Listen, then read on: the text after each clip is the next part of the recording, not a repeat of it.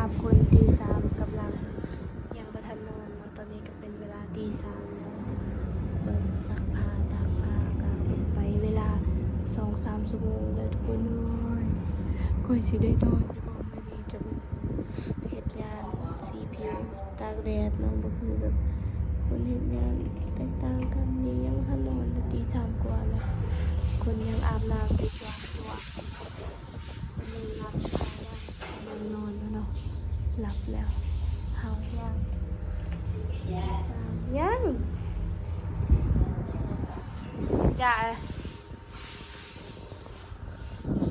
จะแม่เลยจะลองได้แต่อย่าชอบ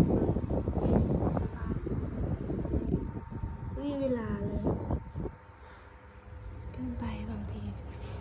มีแต่เสือคอยมีเวลาครับอุ้ยฮะ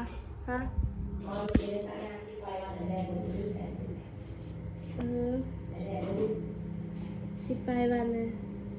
สิไปวันไปทำงานไปแรงลงยุดเลยสิไปวันพอยุดแย่คืออย่าก็หยุดเยอะเขาเด้อดีกว่าคันอย่าให้หยุดเยอะให้เขาเด้อทางอ่านดีกว่าหยุดดีกว่าหยุดเดี๋ยวต่อบัตรดีกว่าดีกว่าหยุดเดี๋ยวต่อบัตรดีกว่า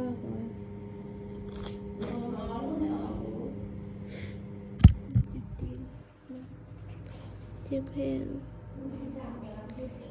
แต่ว่าเป็นน้ำนู่นนี่เบิ่ง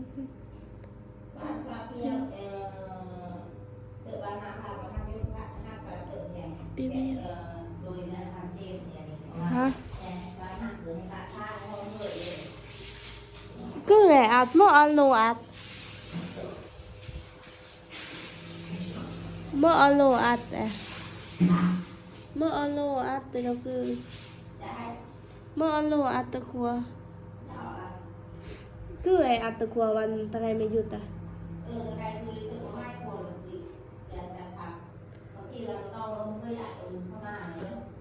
ตอนทริปอย่าพูดร้อย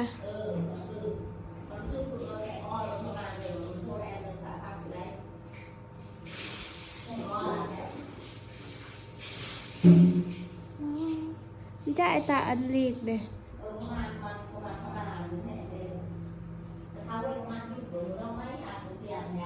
รอลองได้แต่อย่าส่งข้าคอย